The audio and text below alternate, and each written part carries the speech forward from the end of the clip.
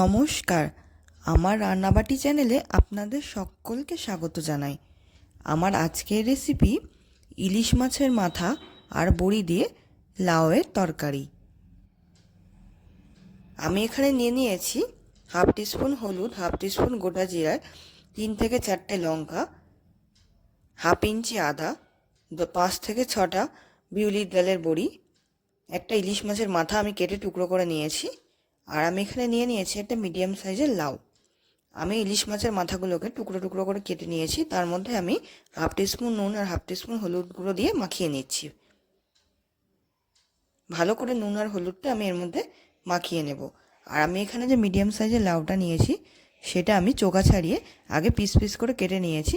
এবার আমি এটাকে গ্রেটারের সাহায্যে গ্রেট করে নেব। আপনারা চাইলে ঝিরিঝিরি করেও লাউটাকে কাটতে পারেন। আমি এখানে গ্রেট করে নিয়েছি লাউটাকে। এরপর আমি যে বিউলির ডালের বড়িগুলো নিয়েছিলাম সেটা আমি কড়াইতে সর্ষের তেলের মধ্যে সামান্য পরিমাণে নুন দিয়ে ভেজে নিচ্ছি।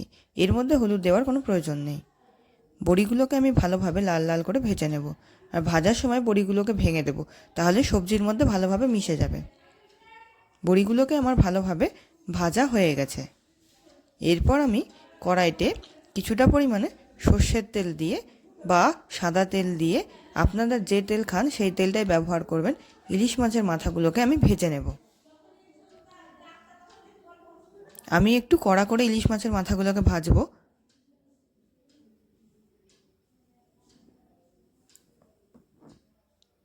ইলিশ মাছের মাথাগুলোকে আমি লো ফ্লেমে ধীরে ধীরে ভেজে নিচ্ছি। একটু লালচে করেই আমি ইলিশ মাছের মাথাটা ভেজে নিলাম।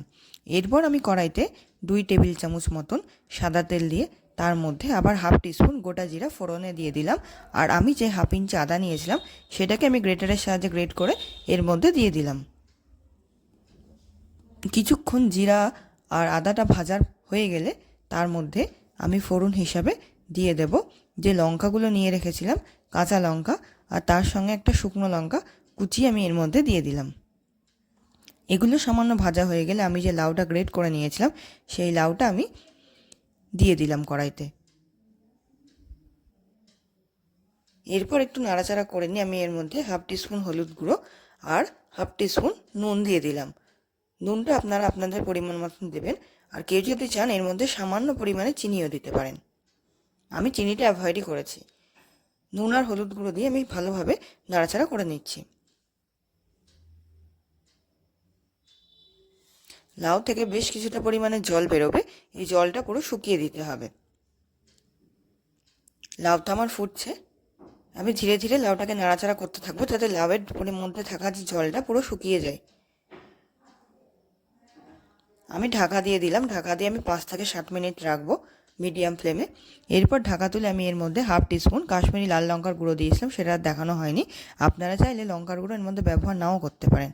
আবার আমি ঢাকা দিয়ে 5 থেকে 7 মিনিট মতন রাখবো, কারণ লাউয়ের জল শুকোতে বেশ অনেকটাই সময় লাগবে। এরপর এর মধ্যে ইলিশ মাছের যে মাথাগুলো ভেজে রেখেছিলাম সেগুলো আমি একে একে দিয়ে দিলাম। ইলিশ মাছের মাথাগুলো দিয়ে আমি নাড়াচাড়া করে নিচ্ছি।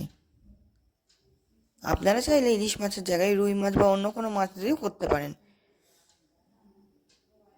আবার আমি ঢাকনা তুলে সামান্য পরিমাণে কিছুটা নেড়ে দিচ্ছি। যতক্ষণ না লাউয়ের জল শুকোবে এভাবে নাড়াচাড়া করে যেতেই হবে। এরপর লাউয়ের জল কিছুটা শুকিয়ে গেলে আমি যে বিউলির ডালের বড়িগুলো ভেজে রেখেছিলাম সেই বড়িগুলো আমি এর মধ্যে ভেঙে দিয়ে দিলাম।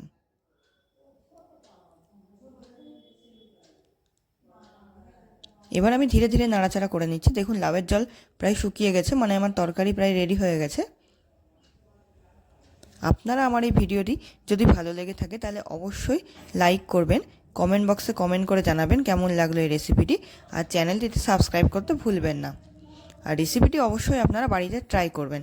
আপনারা চাইলে ইলিশ মাছের জায়গায় অন্য কোনো মাছের মাথা দিয়েও এটি ব্যবহার করতে পারেন, বা আপনারা বড়িটাকে অ্যাভয়েড করতে পারেন। আমার যেহেতু বড়ি ভালো লাগে তাই আমি এক্সট্রা বড়ি এর মধ্যে দিয়েছি।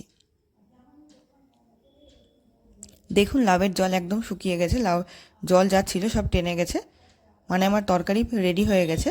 আমি সামান্য পরিমাণে নেড়ে দিচ্ছি।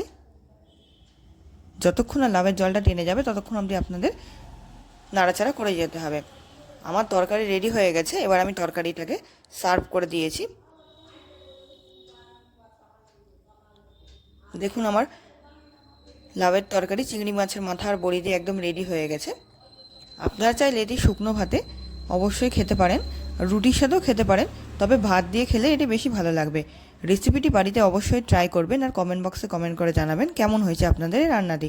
ভিডিওটি দেখার জন্য আপনাদের সকলকে অসংখ্য ধন্যবাদ।